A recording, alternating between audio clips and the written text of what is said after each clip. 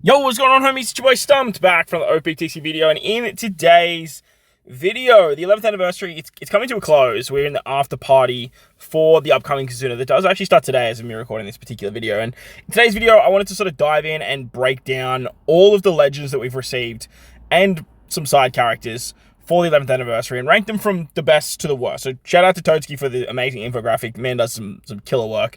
I'll leave his Twitter down below because I did pinch this image from his Twitter. But I believe he also did a video on his ranking, so look, I'll leave a link in the description below for that as well.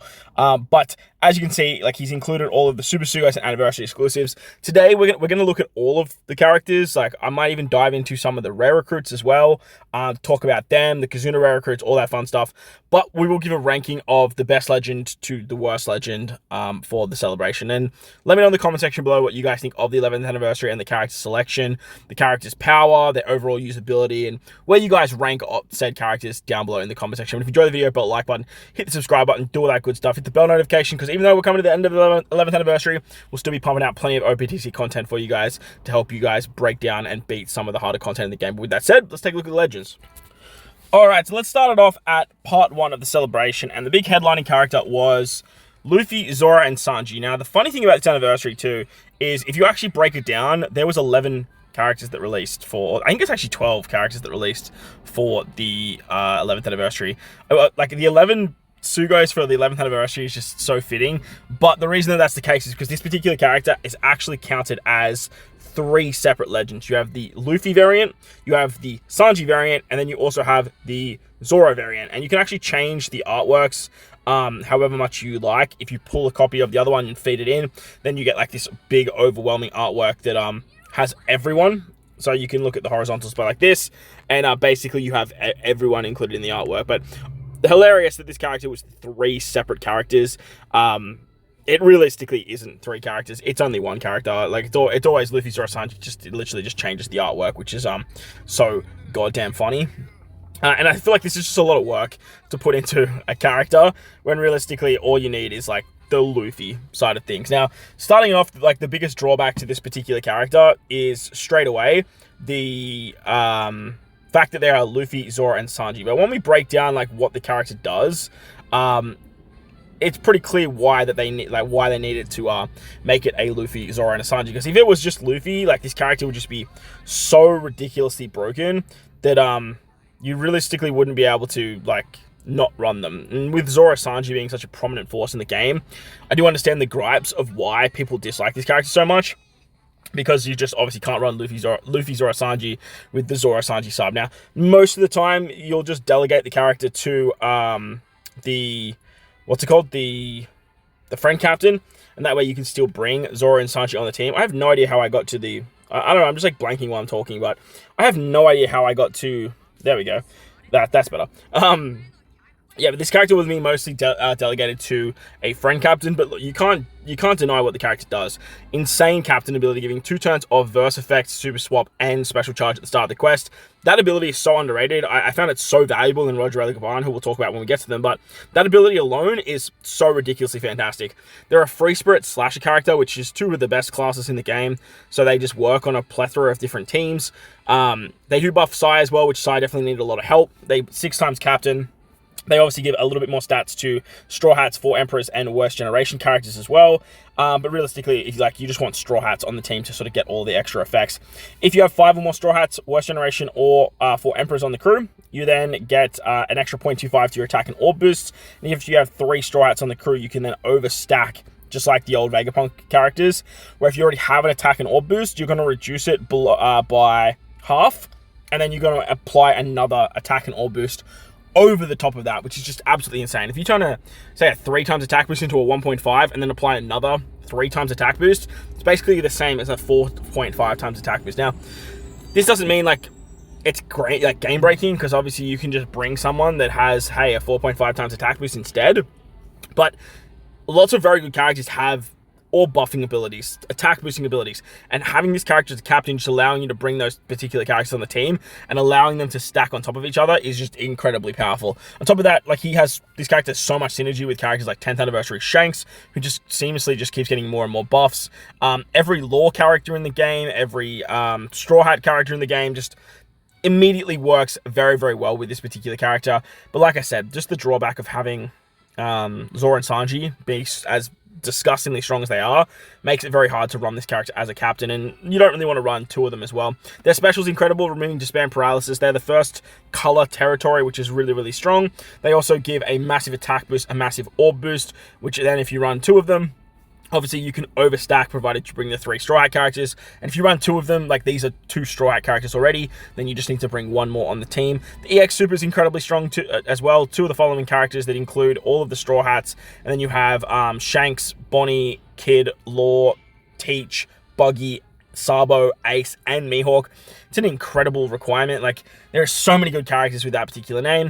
You get a full board of tandem orbs, and then you also get a color affinity boost that can be overwritten, which obviously is insane for the 10th anniversary Shanks as well. The new Super Tandem boost mechanic, it's a bit lackluster, but like there are a lot of very good Super Tandem boosts that are getting a nice buff from this. Obviously, like the new Nami, for example, is the big one, but obviously Zoro and Sanji as a sub is getting a very nice level 5 buff from this as well, which is really, really good.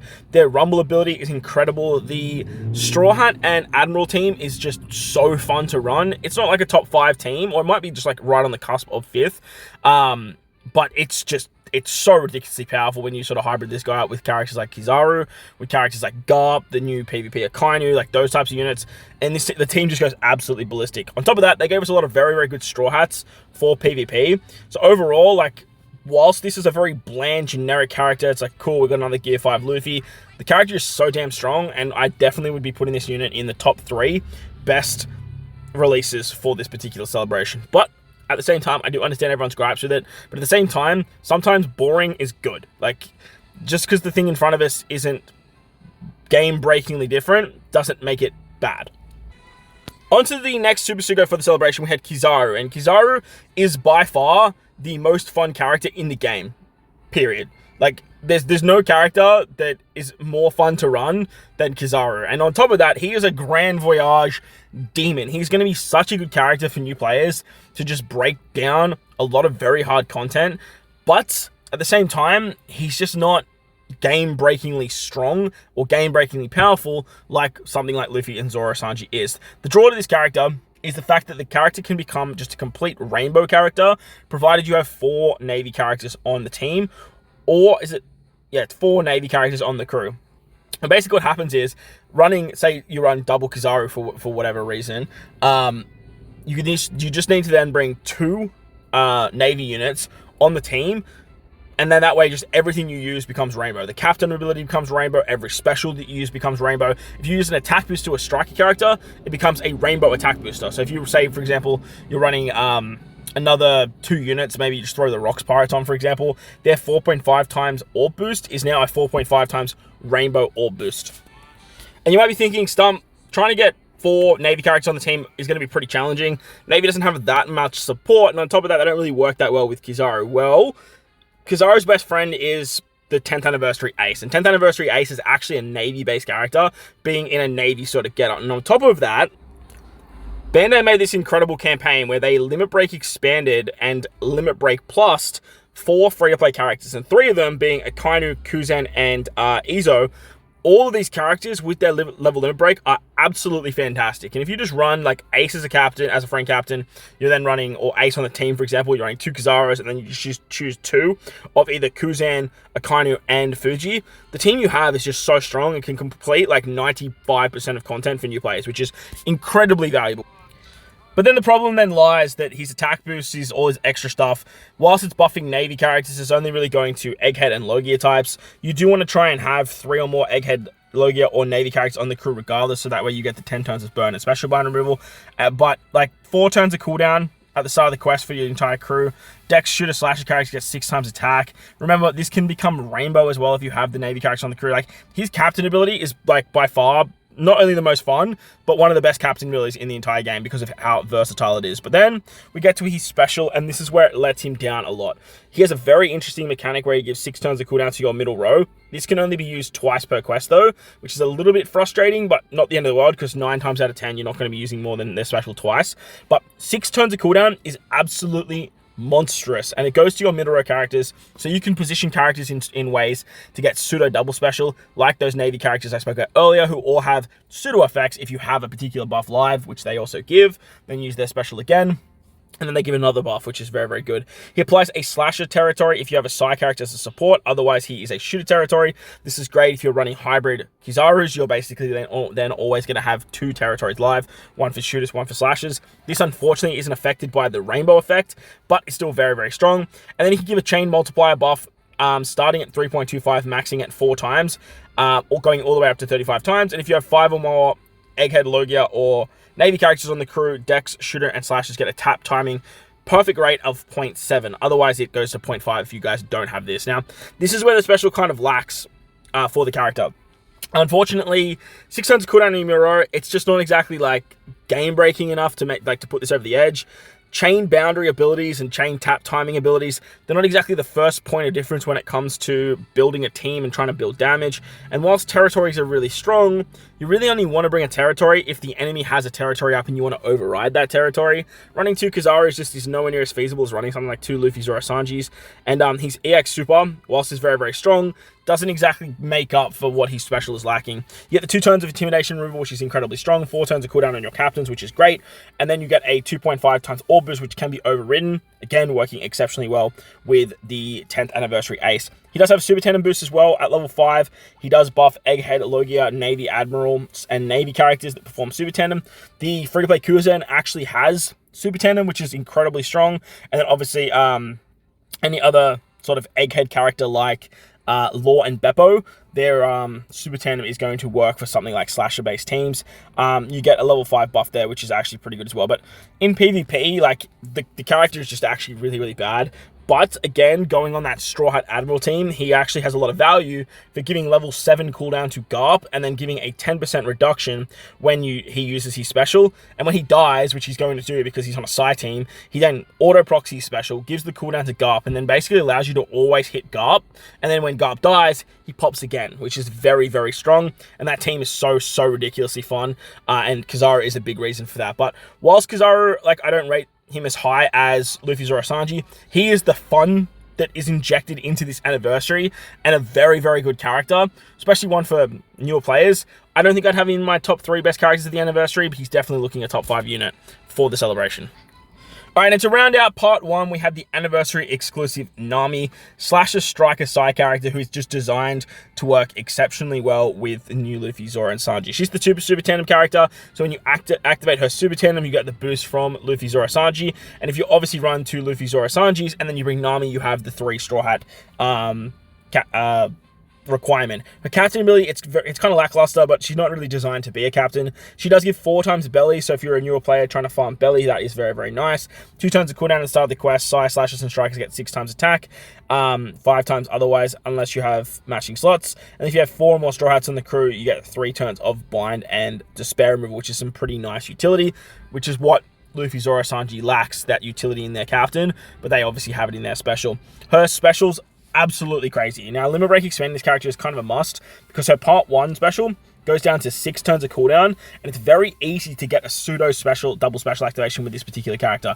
If you remember what I was talking about with Kizaru, giving 6 turns of cooldown, you can then use Nami special turn 1, use the Kizaru special, get the 6 turns back, and then you can pop it once again, which is incredible. But at level 2 on a 15 turn cooldown, she moves 7 turns of damage reduction and defense up. Great utility, rotates block holds into tandem, amazing utility. 3 turns of a base attack booster slashes Psy and Striker characters, which is amazing because you can carry it from one stage into the next. And then if you're captaining Slasher or Striker, you get a weakening effect of 1.5 times, increasing increased damage taken by 1.2 times, that will bypass full immunity, which is just absolutely disgusting as long as you have 3 or more Straw Hat characters on the crew, which she obviously counts as 1. Luffy, Zoro, Sanji counts as another, and if you're running another Luffy, Zoro, Sanji, or Zoro, Sanji themselves, you are then just eating very, very good. She also then gives herself 2 turns of cooldown, which makes this particular part of her stage 1 a lot easier to get. Now all of a sudden you only need 4 turns of cooldown, and with her EX, she gives 2 turns of cooldown here as well, as long as you have either a Zoro or a Brook on the team, or when you have 2 or more Slasher or Striker characters.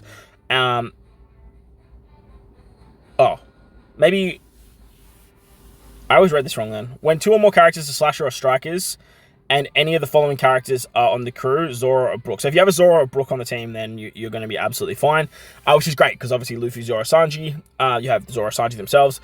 Fantastic abilities there. You then get 2 turns of cooldown to herself. She applies resistance to Slasher and Strikers. Then she does some final tap buffing, which isn't like all that essential. Realistically, her EX Super is just very, very nice to get the extra 2 turns of cooldown. So that way, you can easily get this particular ability off nice and smoothly. Obviously, you need to find the extra 2 turns of cooldown somewhere. You have the coffin boat shit, which can give 2 turns of cooldown in the special. You obviously have other characters that can give turns of cooldown, which is going to allow her to get this off.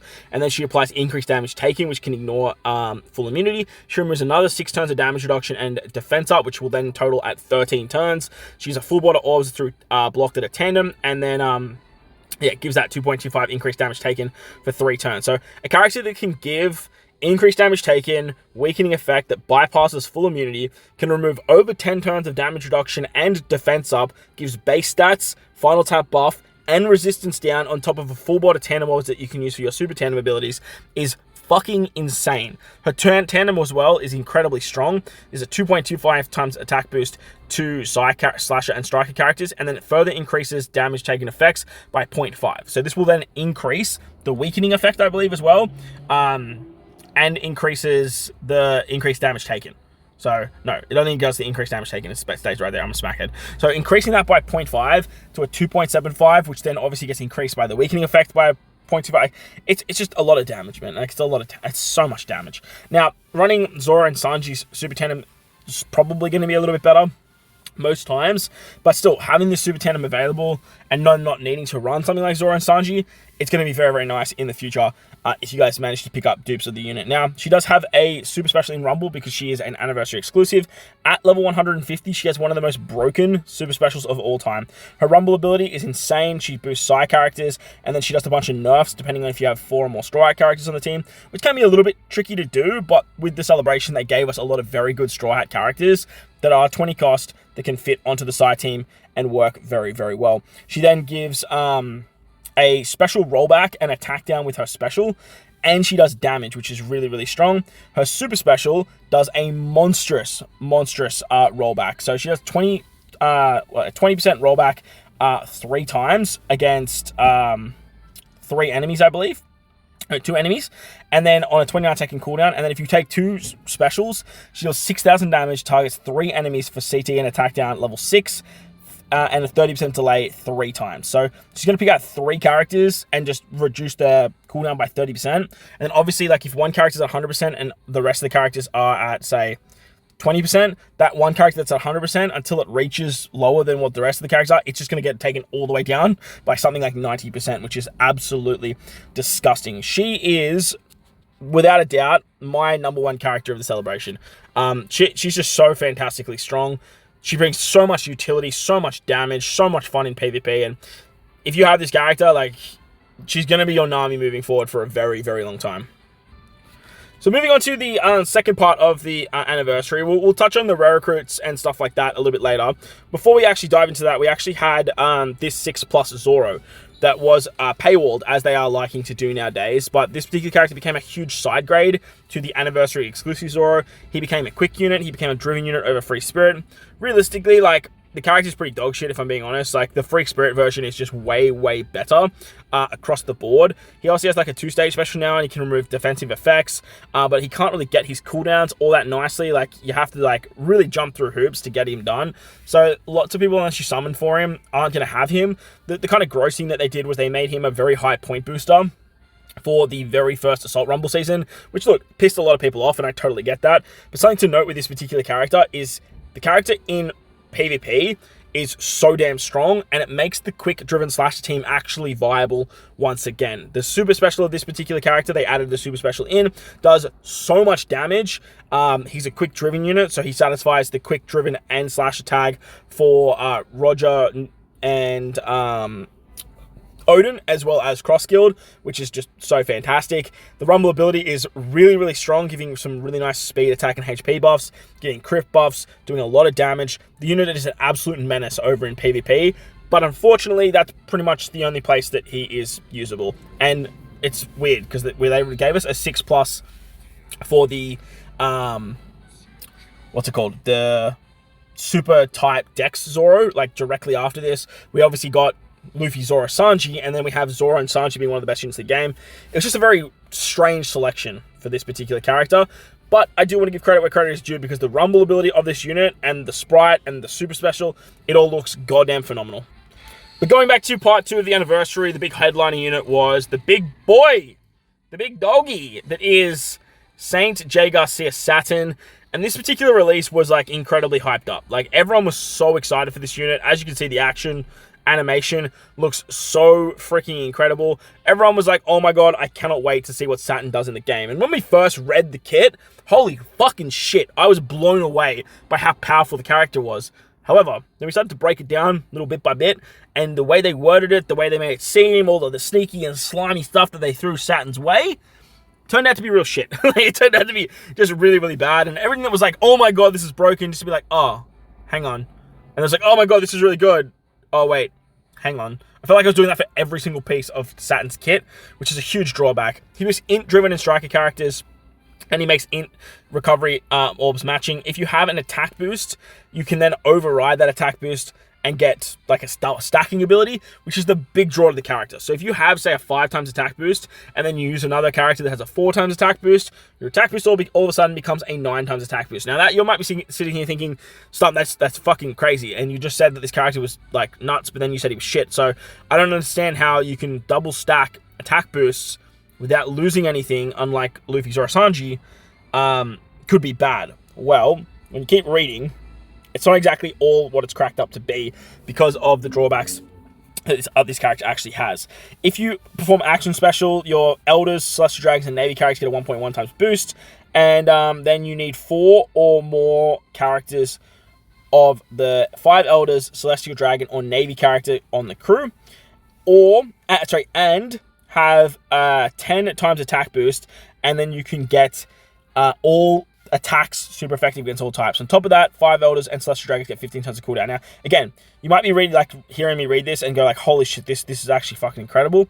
Getting a 10 times attack boost is incredibly hard. Like, it's wildly hard to do. I believe I saw screenshots of 13 times, 14 times attack boost, but getting 10 times, it's just going to be so many hoops that you have to jump through, and it's going to be something that is incredibly, incredibly hard to do. But if you can, and you have the 5 Elders and 4 Celestial Dragons or 4 Navy characters, you are then super effective against all types with a 10 times attack boost, and that's just absolutely wonderful. But the character's on a 31 turn cooldown. So the 15 turns of cooldown in the captain ability really isn't all that good, because now all of a sudden you're on a 16 turn cooldown, not a 31 turn cooldown, which does hold the character back something fierce. But the special is pretty interesting, because you do want to get that 10 times attack boost, and this character does help you do that. He does a 20% HP cut, reduces damage reduction completely, and poison effects. He's a driven territory for 3 turns, which is really, really strong, and then he boosts driven and strike characters' attack up to 5 times. And again, you might be thinking, hey, there it is. I can get a 5 times attack boost with Saturn, and then I bring another Saturn, and I get the 5 times attack boost, right? And then all of a sudden I have a 10 times attack boost. Well, not so much. To get the 5 times attack boost, you need a cost of your crew at 750 or more. Now, this does include support characters. However, if you run a full legend team, you have, 6 characters, all at 50 cost. That's only 300 cost. See where I'm going with this now? You need another 450 cost. Now, I'm thinking a bit stumped. You said supports. I can just run legend supports. Well, that gives you another 250. Now, all of a sudden, you're sitting at, 550 cost? And that's if you're using legend supports. Support rare recruits are a 1 cost character, which a lot of the very good supports don't exactly have very high cost units. So if all of a sudden we're talking a 550 cost, you're getting a 4.25 times attack boost. So not a lot. But Saint J. Garcia Saturn is 99 costs, so that adds 49 extra costs on top of that. Super Evolutions can give you 15. So all of a sudden, you're probably looking at maybe having around 500 to 600 cost, maybe 700 cost if you're lucky. 750, it's going to be very hard to do until we get more Celestial Dragons. They've made a trend that Celestial Dragons, I think besides like 1 treasure map rare recruit, all of the Saint characters have 99 cost as their character limit. So once we get more Elders, which this character needs obviously because they want 5 Elders in the game, and like part of their tags and stuff like that all revolve around Celestial Dragons and Elder characters. Till we get them, Saturn's just going to be like sort of sitting in your box collecting dust, waiting for his time to shine. And his time will definitely come. Don't get me wrong. I know his time will come. But right now, it's just so lackluster to just, like, want to pull for, like, a headlining unit for just to sit around and wait for his time, which just definitely sucks. You get a 1.5 times boost to your orb multiplier. So if you have a 3 times orb boost, you can go up to a 4.5 times orb boost. And then if 4 more Celestial Dragons, Navy characters, or Elders are on the character, then you get a overheal mechanic at 2 times. Now, this just gives you the ability to overheal. It doesn't actually heal your HP over 2 times. But this is great because then you can activate his EX. You can do this if you have an 8 times attack boost or you receive that overheal mechanic. You then get a 50% reduction to Driven. You get 10 turns of attack down, and then all characters, int characters and driven characters become super. Now, there are lots of ways to get the overheal mechanic on a team like this. He's a striker booster, so you literally just have Shirahoshi Mantri V2, and you can just swap with them. That's going to give you that buff. All of a sudden, you just have it straight away, and you don't have to worry about it too much. But other than that, you kind of, again, have to either jump through hoops to get the overheal mechanic with the Saint Garcia Saturn special, which is just a little bit of a drawback. He does have a rush ability, which can be performed as the first or the last character.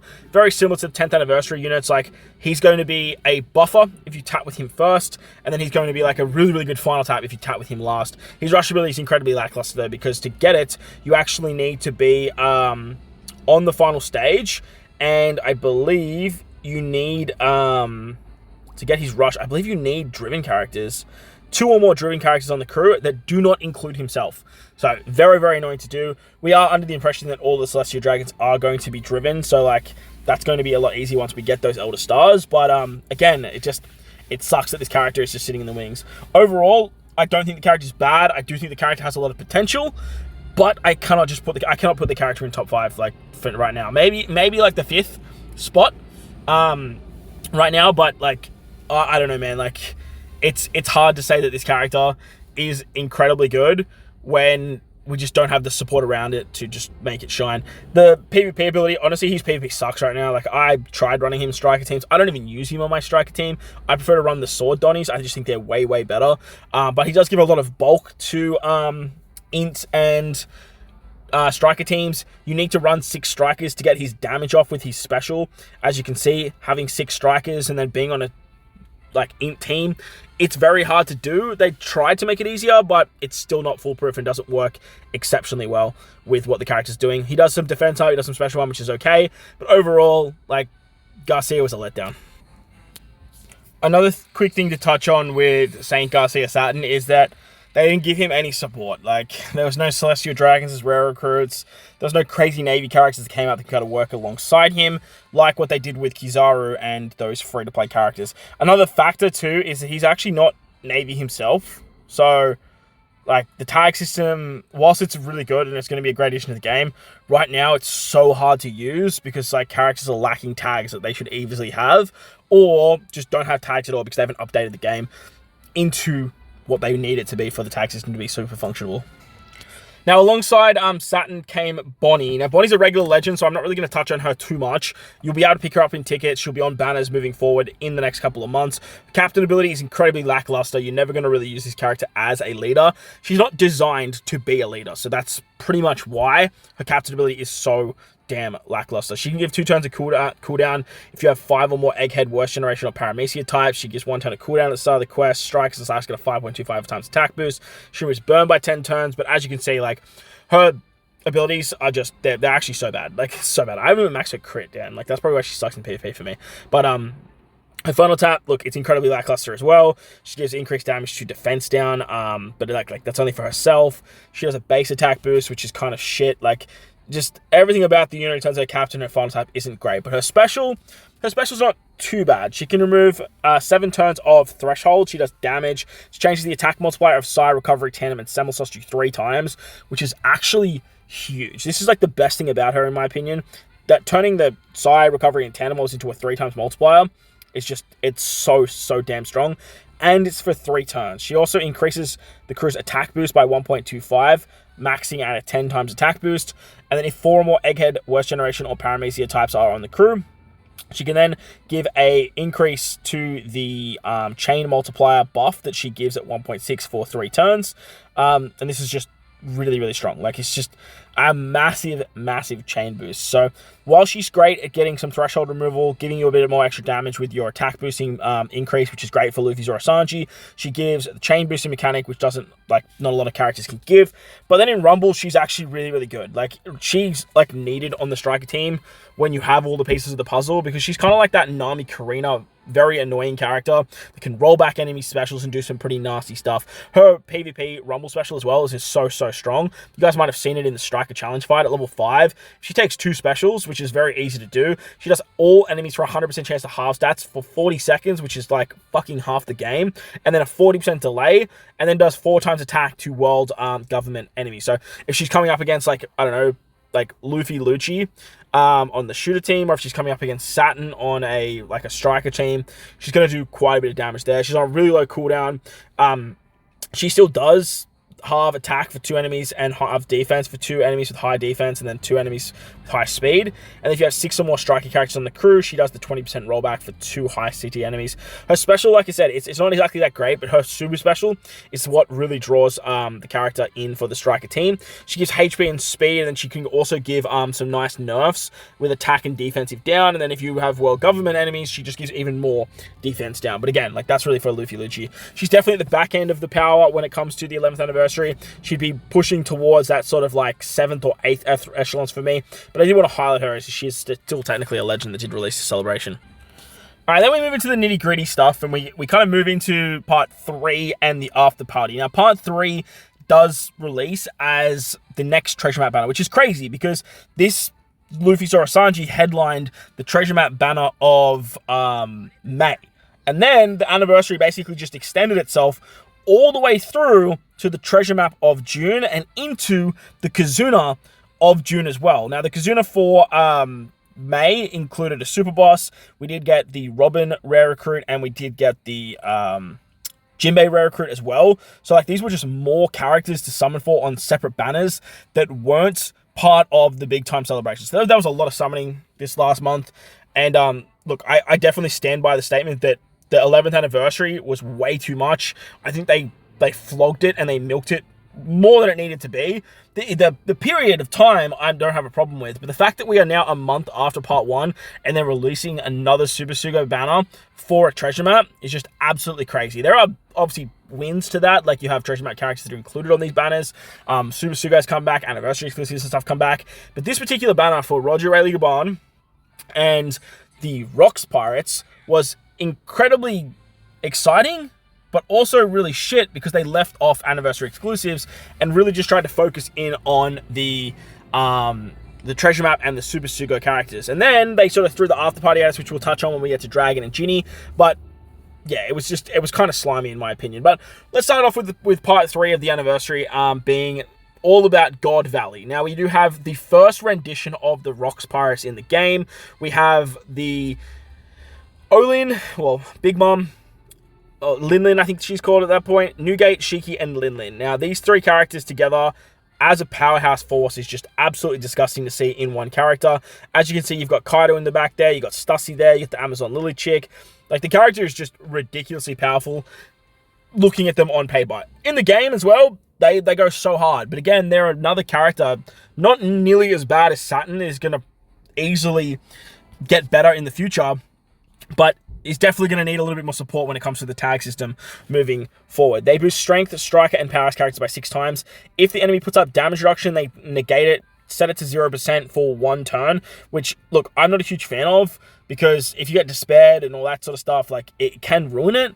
I wish it was just like, anytime the enemy puts up damage reduction, you just negate it. Like, it just goes to 0%, which would just make this character infinitely better. Now, sure, like, despair, like, can still affect that, but at least it's not going to affect it. The one time it procs, it doesn't actually proc, and then you just lose it for the rest of the fight. So that's sort of my take on that.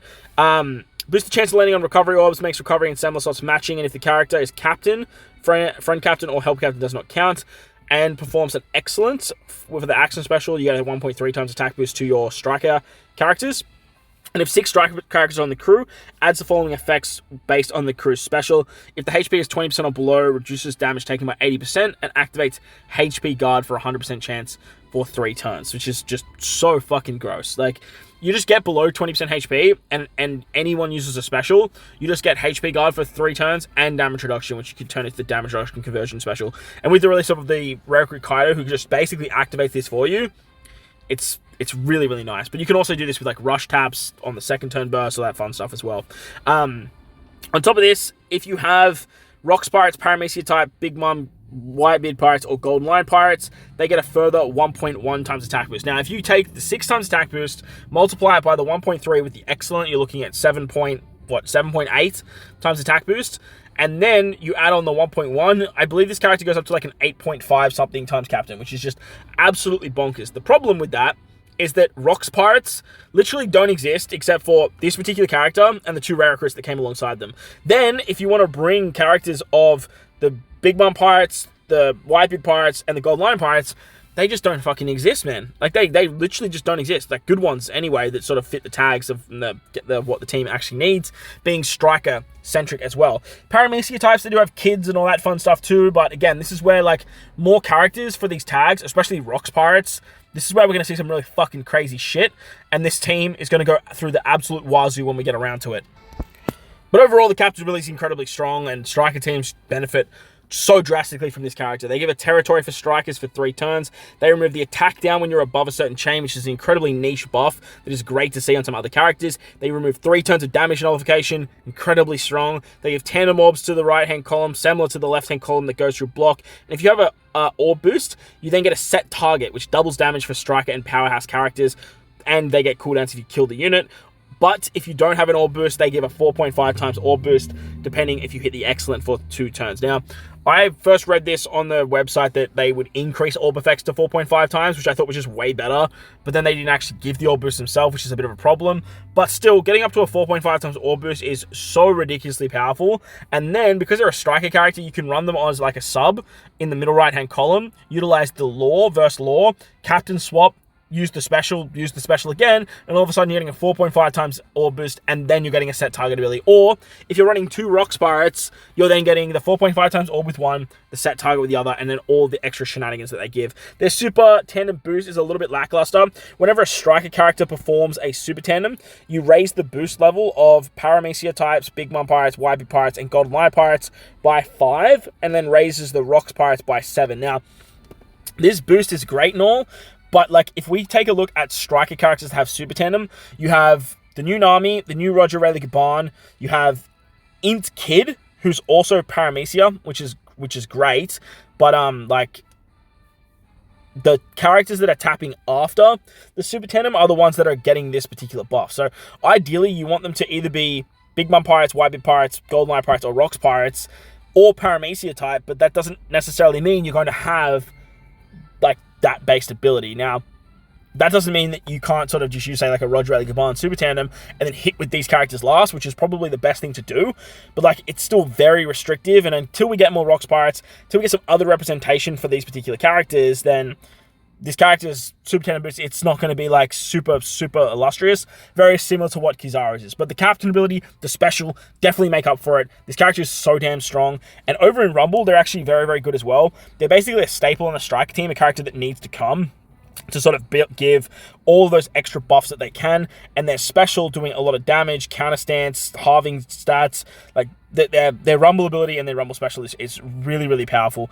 And whilst strikers aren't, like, in the top echelons of the best team in the game, they are, like, knocking on the door of the top 5, and even, like, breaking their way through, like, between 5 and 6 because of this particular character. So this unit, for myself, I have them as, like, the number 2 slot, as the second best character of the anniversary. I love the uniqueness that comes around these 3 characters in the artwork. You're not going to really have too much clashing with, like, other Big Mom characters, other Whitebeard characters, and other Shiki characters. It's a little bit annoying, though, because, like, if this was just, say, like, a V2 Shiki, like, that would be fucking insane, because then you could just use all of the Whitebeard Pirates. Like, the fact that Kaido's not in the name is a huge buff, because then you can run other Kaido characters since they're all powerhouse units. But, yeah, I would have loved to see them just, like, leave off stuff like Whitebeard and Big Mom.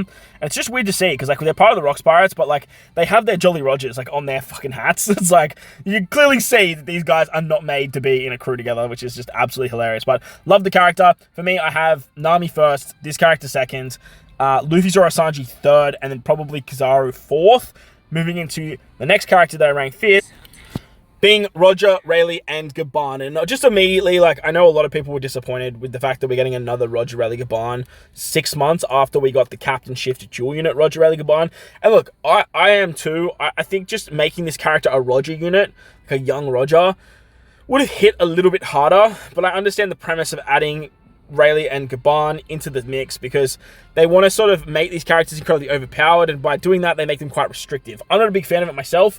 I would love them to just keep the power output and then just make this character Roger, because again, this is a character that, just like Kizaru, just like the Rock Pirates, just like Saturn to an extent, Saturn definitely gets hit by the tag system a lot worse than any other unit in the game, but this character also gets hit pretty hard because of some of these units in the mix.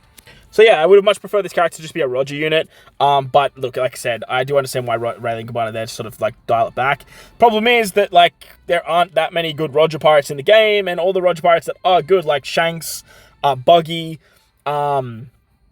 Roger, Rayleigh, Gaban, they're all either in the name of Roger, Rayleigh, Gaban, or they have their own crews. Like Shanks is the Redhead Pirates, Buggy's the Buggy Pirates, and obviously you just can't sort of throw them on the team. So I do think the tag system needs a little bit of tweaking, especially for teams that are like, say for example, like Shanks that was on the Roger Pirates. In my eyes, like Shanks is still a Roger Pirates because the Roger Pirates disbanded. He didn't leave the Roger Pirates to go make the Redhead Pirates. He's still a Redhead Pirate, don't get me wrong, but he should also still be a Roger Pirate. Similar to how the Rocks Pirates they were all part of the Rocks Pirates and it disbanded, so therefore they are still a Rocks Pirate character. Not so much being on the crew, but like I do understand there is a bit of a weird draw in that sort of regard. But let's take a look at Roger, Rayleigh, Gaban. They boost int, striker, and slash characters. Verse, swap, and special ability by 2 turns. This was incredibly strong for Grand Voyage. I found this character to be very, very good in 2 of the Grand Voyages for the int slasher teams, and utilizing them as a friend captain, what works the best, obviously, because you needed to bring V1 Rayleigh, you needed to bring Roger and Whitebeard, but having this ability to give the 2 turns of cooldown for the super swap especially made it so much easier, because a lot of teams used to use the bug stall strat, and that doesn't exist anymore, so having that extra 2 turns just made characters like Lord Beppo just way more viable for those particular runs. 6 times attack boost, 1.35 times HP. Everyone else gets a 4 times attack boost, which is great, so you can just run any character on the team, and you're still getting a 4 times attack boost for whatever that may be. You can start with them as at the chain if you need a particular special that works for the content.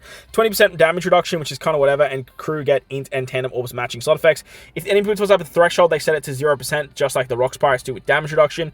Again, I wish that this was just, it made all threshold at 0%, because like I said, if you get like hit with like despair, it just stops it working for 1 turn, which is very, very annoying. If the crew has a special to boost the chain multiplicative buff, you extend it by 1 turn and add 0.2 to the boost. And if you use a special to apply a chain growth rate, extend it by 1 turn and add 0.2 to the boost. So anytime you use a chain multiplier multiplicative boost, or you use a chain multiply growth rate in terms of like the tap timing, I believe it is, you extend that and add 0.2, which is great. And then if you hit an excellent as a captain, you get type effects boost at 1.3 times, which is very, very good. The captain ability doesn't like get hit that hard with the tag system, but the special, it definitely can, because, well, not even really the special, I believe it's like their PvP, it gets hit with it pretty hard.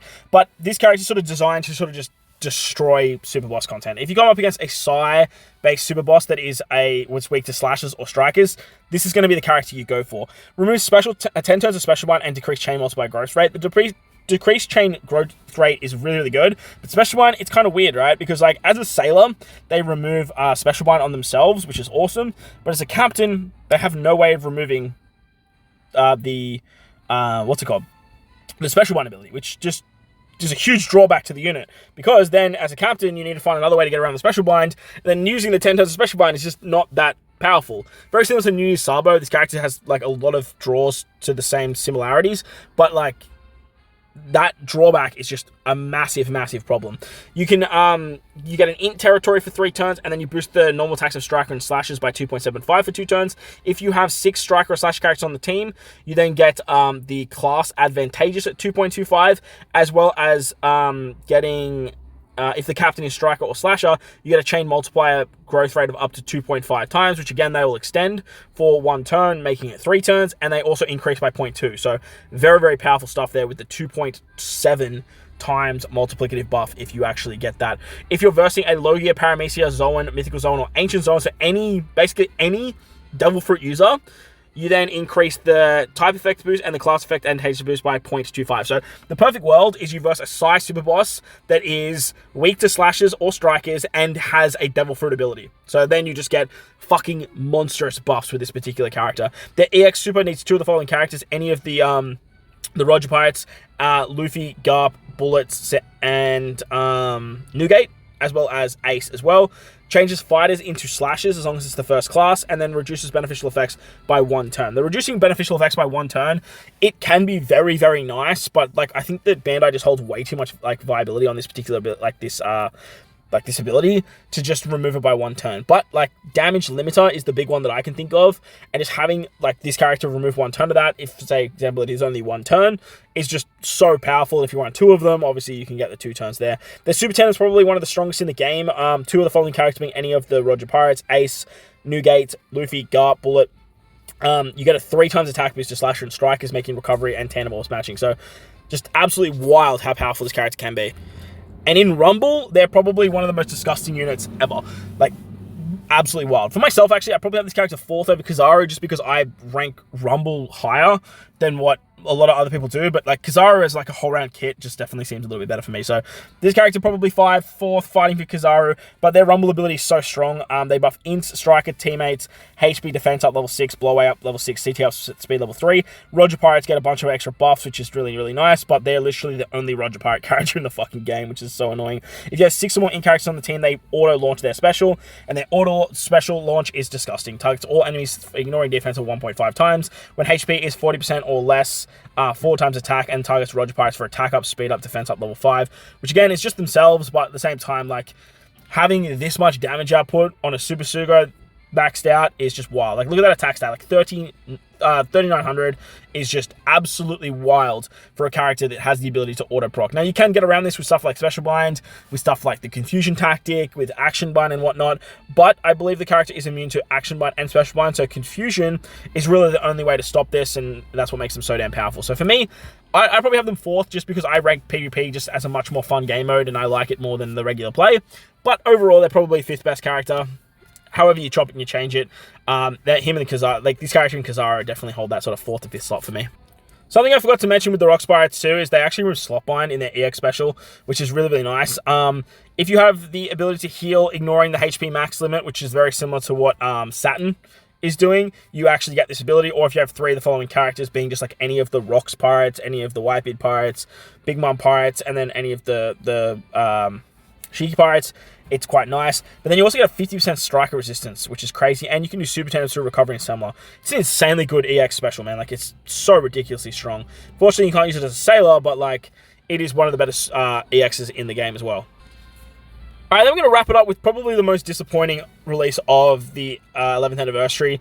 Came completely out of left field. No one was expecting this to be an actual thing for the 11th anniversary. But we got Dragon in the game. Finally, we got Dragon. But it came as Dragon, Ivikov, and Kuma, which is a little bit strange. And the character, honestly, is very, very lackluster. And the reason for that is this last line here where it says you need 5 Revolutionary Army characters on the crew to allow crew's normal attacks to bypass all defensive effects. And then in the special, you need 6 Cerebral characters. So that means if you want to run the team right, you need to bring at least 6 Cerebral characters and 5 of them be Revolutionary Army units. Now, a lot of Revolutionary Army are Cerebral units. Take New Sabo, Robin Koala, Molly Karasu, all of the rare recruits that are like of the Revolutionary Army are pretty much Cerebral. So it is very doable. The new Ginny, obviously, as well being Cerebral, but there are a lot of characters that aren't, and they namely are Kumar, but he's in the name here, so that's not really going to affect it too much. But Captain ability gives 1 turn of cooldown, 5.25 times attack boost when slots match.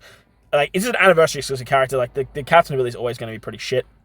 So just be mindful of that. But the bypassing defensive effects is the big one. And then with their special, they can actually give some Captain shift mechanic, swapping in the middle left to Captain, which then again, if they're a sailor, they become Captain. You can bypass the defensive effects for that 1 turn, and then you can just move on from there. They also set defense at 80%, ignoring defense immunity. I fucking hate this. I wish it was 100%. Then they could just bypass all defensive effects, which would make it just... honestly, would turn the character from like a 5 to a 9. Like, the difference would be absolutely crazy. Removes threshold by 7 turns. Like, why they fucking bypass defensive effects? Like, this is kind of cool if you're using them in a different way, but like, They bypass defensive effects. If you're going to be building around them, you're going to buy into that 9 times out of 10 anyway. There's 6 cerebral characters on the crew. You swap the middle left and then apply increased damage taken that ignores all immunity at 2.25. Otherwise, you get a 2 times increased damage taken. It does not bypass full immunity. And if 3 or more Revolutionary Army characters on the crew, you get a double stacking conditional buff. So on paper, the special can be very, very good. The EX special can be used as a sailor, I believe. No, it has to be a captain. So ideally, you want to swap this character into the captain ability. Use their EX, which allows you to swap them out of captain, gives a 2.5 times attack boost to defense down and the tap timing bonus for 5 turns, which obviously gets all the effects of New Year's Sabo. They have a Super Tenon buff, which is for Revolutionary Army characters. This is pretty much only going to affect New Year's Sabo. That's like the only character that has got a decent Super Tenon besides maybe Ginny. Ginny might have one. I can't really remember what Ginny does, to be honest. But overall, the character is like super lackluster. Very, very good in PvP, but like Free Spirit teams, whilst are very strong, like this character doesn't sort of bring them into the upper realm of broken. Their super special is disgusting. You take 2 specials and then you get a 40% delay on all enemies, 100% chance to haste your entire team, as well as a 40% cooldown. You also get a bunch of damage output, but look, this character is just so lackluster. Having Ivikov and Kuma in the name can hold the character back, but can also boost the character as being super tenem options for characters like New Year's Sabo. But Dragon, like I said, like for our very first Dragon, like, yeah, I was just as disappointed as like 90% of the player base, and it was a pretty big letdown. Finally, we have Ginny, who's a cerebral shooter. Look, she's a Kizuna legend. This would make more sense if they just released Ginny and just like fucking canceled the 11th anniversary, like we were just done with it. But look, here we are. She does a whole bunch of stuff. She can make recovery orbs if you tap with super effective types, which is kind of interesting. Up to a 5.75 attack boost if you have recovery orbs. She does have a super tandem as well, which is obviously going to work with Dragon, but her super tandem is just kind of shit. Like it's kind of whatever. Like Sabo's super tandem is just going to be like 900 times better. Her rumble ability, honestly, like it's kind of bad as well. Like she's going to work great for cerebral teams because then she can buff like Revolutionary Army, which is where all of the cerebral characters are. But other than that, like she's just a character that you're just not really going to need. She can remove bind, which is awesome. Damage reduction, which is kind of cool. Slot effects by 3 times, which is interesting. And then depending on how many recovery orbs you've eaten, just depending on how much she boosts the slot effect. If 3 or more Revolutionary Army characters on the crew, she completely removes the captain's swap and applies set target for shooters and cerebrals. Now, the set target's pretty much the big draw to the character. That's realistically all she's getting, but her and Dragon for me are by far the most disappointing releases of this celebration. They are definitely fall at the very, very end of the legend listing alongside 6+ Zoro and like even below Saturn for me. I think I would have Saturn as number 6. I'd probably have Zoro as number 7, to be honest. I really like Zoro in PvP, but Dragon probably realistically falls in there as number 7. And then we have the Ginny and the Zoro character. But that's Ginny in a nutshell. Not much to say about it. She's just kind of here. Let her come to you eventually over time, because she's not one you want to actively seek. So that is the legend breakdown for the 11th anniversary. As you can see, there's a lot of legends to talk about. Number 1, like I said, I have Nami in my first slot. I have the Rock Pirates in second. We have Luffy Zoro Sanji in third. I would probably put the Roger Gaban in 4th, alongside Kizaru as equal 4th. Regular play, I think Kizaru is just better. Kizaru also covers 3 Grand Voyages as well, which is just so disgustingly strong for these types of characters. And if you're a newer player or a medium player moving to the end game, same with Roger Gaban, they cover 2 Grand Voyages, which is really, really good, but they're not a character that you need on your crew, so you can get away with using them as a friend captain. So like I said, if you're talking regular play, I'd have Kizaru 4th. If you're talking like PvP, which I like more, then Roger Gaban coming in at 4th for me. And then basically, whichever one you guys want takes 5th. As for the 6th spot, I'm going to give it to Saturn. I think Saturn definitely gets 6th spot. Whilst his potential isn't groundbreaking right now, I do think he's going to see a lot more play in the future. Then I've got Bonnie. Bonnie works great with Luffy Zoro Sanji, so she does need to be named here, alongside Nami as well for that sort of side-based team. Great on striker PvP teams. And then we can move into something like probably Dragon in as number 8. I think Dragon definitely is going to have value once we get more Revolutionary Army characters. Then I probably have something like Zoro, and then I have something like Ginny down there, sort of the last 2 slots. But the Legends weren't the only releases for the 11th anniversary. We had a lot of rare recruit characters that came alongside the game as well. So as you can see here, for the Luffy Zoro Sanji batch, we had a Frankie, we had a Usopp, and we had a Chopper. These 3 characters at the top here. One character I want to highlight in particular is Frankie. Frankie has the Super Tenon boost ability as well for Straw Hat characters. It's not a groundbreaking boost, but it is going to give you more damage whenever you run him. However, his PvP abilities are incredibly strong. Like, Straw Hat characters get massive buffs. He's got a great defensive capability. His Rumble special allows you to bypass damage that is fixed. So any character like, say, Verse Shanks has 5,000 fixed damage, you have a 50% chance to just completely evade that damage, which is very, very good. Alongside that, Chopper was okay. Pretty good in regular play, but nothing too groundbreaking over in Rumble. All of these characters were 20 cost in Rumble though too, and they did really help out the Straw Hat Psy team, because you do want to have 20 cost characters there. And then you had this Usopp as well, who's a very, very good rare crit in his own right, and was great for the first half of the celebration because of his ability to give cooldowns, threshold removal, and then just be a very, very good character in terms of increased damage take, a conditional against increased damage taken and delay. But over in Rumble as well, another just very, very good character that could kind of go on your free spirit-based teams. Not so much on your shooter teams, because obviously there's PP Usopp and Usopp Lilith, but for free spirit, I did see teams utilize this guy, and the cooldown he can give is actually pretty valuable as a 20 cost unit. Then we had the Kizuna rare recruits of Robin and Jinbei, and these ones in particular, this Robin I do want to highlight because her Rumble abilities are absolutely insane. She gives speed to the entire team, and then she gives a bunch of buffs to Straw Hat characters. As long as you have 4 of them, she gives nerfs to the enemy team at a level 5 defense and attack and miss down as well. So really, really nice character to run over on the Straw Hat team when you do need 4 Straw Hat characters. She definitely found a home there with Nami. Just the amount of nerfing you got was crazy. Jinbei, not as illustrious, can work quite nicely on a free spirit team if you've got a lot of Straw Hats over there, which you do with obviously like Sanji, Luffy, the Nami and Robin and Boa unit. This character can do work. Can do work on a bench, can hit very, very hard, has a nice defensive buff in his special, but like this damage that he can provide is actually pretty good. So the Kizuna banner was one that most people should have skipped. We obviously had the support recruit Boa as well, which S-Snake, which I almost completely forgot. She's got a very good support that goes on. As long as your character is captain, you get 1 turn of defense up, you get a tandem mob that ignores super block, and then an advantageous type effect for slashes and shooters at 1.2 times. Very, very good support. But again, it's going to be one of those ones that's going to see like realistically how much play we're going to get out of this in the future when we got a character like Roger Gaban, who gives that advantageous type attacking ability. Another character that came out for the Part 1 celebration as a rare recruit was this particular Brook. This Brook was kind of gross because like he was a very high point booster in the Assault Rumble alongside Zoro, and realistically like he doesn't really provide all that much besides what he did for us in the intrusion fight for the very first treasure map back in May for the 11th anniversary. So this was like his big draw factor, the fact that he could give you rainbow orbs. There was a piece of content that needed him. Other than that, he's kind of lackluster. Like, I don't even know where he's going to pop up on banners. Probably when the Zoro banner goes away, he'll just be a regular rare recruit you can pull at any time. But yeah, he's definitely one that was very, very lackluster. Just they wanted to sort of paywall another unit, and they successfully did it with Brook because a lot of people wanted him for the Pirate Rumble Assault mode. Next, we had Part 2. It came with the 2 admirals of Dole, the Vice Admiral, and then we had Bluegrass. Now, Bluegrass was pretty much the only one that sort of directly buffed Saturn, but other than that, like, these characters don't provide that much power to what Saturn needs. Obviously, they're both Navy characters, so that definitely helps. Bluegrass being driven helps as well, and is a very, very good character in their own right. But the real draw to the character is the characters is they actually are 20 cost striker boosters for PvP. So that's really where I saw a lot of value in them.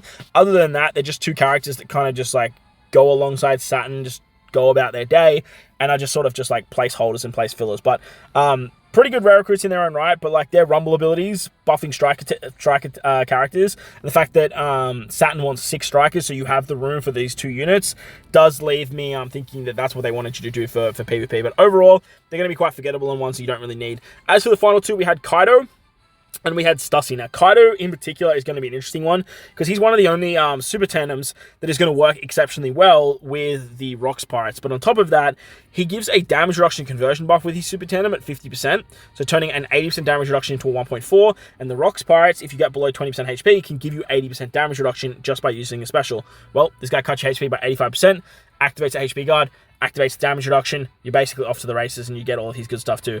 Overall though, besides like his synergy with Rock Spirates, he's kind of a shit rare recruit and tandem you're never going to use.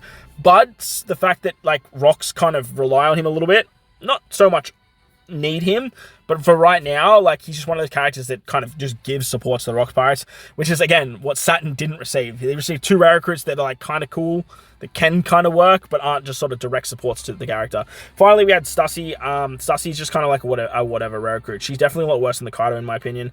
Her special removes bleed. That's probably like the big draw to the unit, and then she gives an overrideable orb boost, which can be quite nice. She can also give cooldowns, which is pretty interesting as well, but it was pretty nice to see the fact that we have another Stussy in the game, but she's like a Miss Buckingham Stussy, so the original Stussy from the Rock Spirits. But there you guys go. That is all the 11th anniversary characters. Well, going for an hour now, this video turned off into a bit more of a tangent, but let me know what you guys think of all the characters from the 11th anniversary. The fact that we have like 10 legends is just absolutely crazy, like just absolutely wild to think that we got 10 legends for the 11th anniversary, on top of the fact that we have 10 rare recruits and a support rare recruit for the celebration as well. But look, my stand on the whole thing was that the 11th anniversary, it was way too much for players. They definitely need to dial it back when it comes to these big celebrations, because this is just too much if you are going to be summoning on everything, which look, you don't have to do, but in these types of celebrations, missing out on a character, it can really sting and it can really make you feel not as invested in the game when that's what they kind of want from you when it comes to these big celebrations.